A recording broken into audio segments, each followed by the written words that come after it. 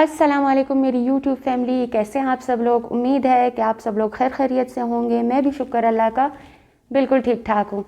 تو دوستو، آج ہم اس ٹاپک پہ بات کرنے والے ہیں کہ اصل میں فرعون کی جو لاش تھی وہ ملی کس طرح، دنیا میں آئی کس طرح نا، اس کے مطابق ہم حیرت انگیز کچھ چیزیں ہیں جو آپ کے ساتھ شیئر کرنا چاہتے ہیں۔ چلیں پھر اسٹارٹ کرتے ہیں۔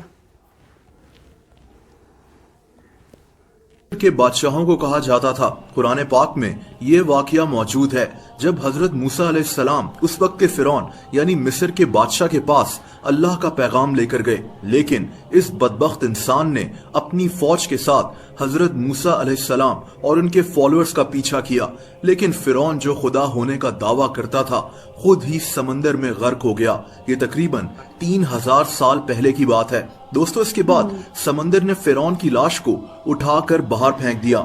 فرعون کی لاش کو کسی آدمی نے کنارے پر دیکھا تو اس کی لاش کو اس کے محل میں پہنچا دیا گیا، جہاں اس کی لاش کو مسالے لگا کر ایک ممی بنا دیا گیا، جیسا کہ اس دور میں ہوتا تھا۔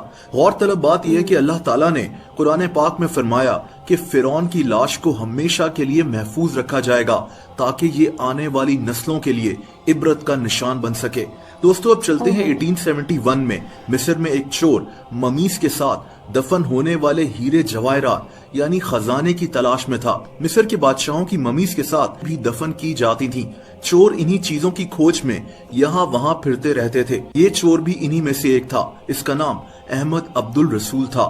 یہ آدمی دریائے نیل کے پاس موجود تھا جب اسے وہاں ایک خفیہ راستہ نظر آیا۔ دوستو، یہ آدمی یہ جگہ کھودنا شروع ہو گیا، لیکن وہاں کچھ لوگوں نے اس کو دیکھ کر پکڑ لیا۔ ادھر پولیس پہنچ گئی اور پھر اس خفیہ جگہ کو کھودنا شروع کیا گیا۔ دوستو، اسی کھدائی کے دوران جہاں بے شمار ممیز دریافت ہوئیں، وہیں ایک ممی کے تابوت کے باہر رامسس II لکھا ہوا تھا۔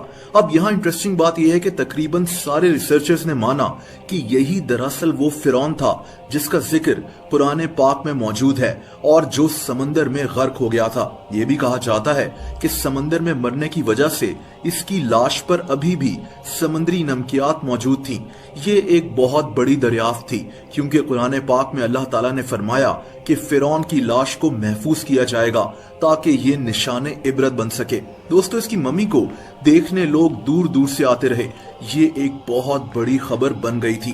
لیکن اب سوال یہ پیدا ہوتا ہے کہ ہزاروں سال بعد فرعون کی اس ممی کا پاسپورٹ کیوں بنایا گیا؟ پہلے تو یہ جو پاسپورٹ آپ دیکھ رہے ہیں یہ اس کا اصل پاسپورٹ نہیں ہے، یہ صرف ایک ڈمی ہے تاکہ لوگوں کو بتایا جا سکے کہ فرعون کا پاسپورٹ بنایا گیا تھا۔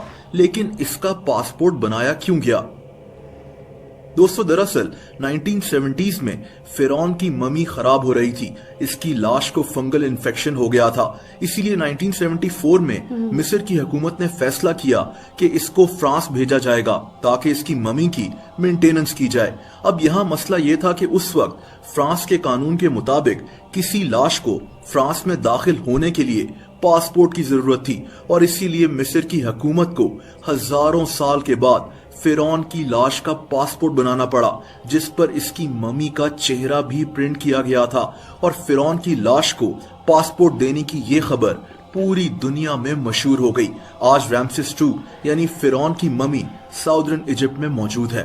جی دوستو، تو دیکھا آپ لوگوں نے اور سنا کہ واقعی میں جو چیز اللہ تعالیٰ نے قرآن پاک میں فرمائی تھی اور وہی ہوئی کہ اس بندے کی لاش کو ہمیشہ کے لیے عبرت کا ایک نشانہ بنا دیا گیا تاکہ ہم جیسے لوگوں کی آنکھیں کھل سکے۔ آپ کا اس بارے میں کیا خیال ہے؟ اپنی قیمتی رائے سے مجھے ضرور آگاہ کیجیے گا، اور پلیز ہمارے اس چینل کو سبسکرائب ضرور کیجیے گا۔ مہربانی، اللہ حافظ۔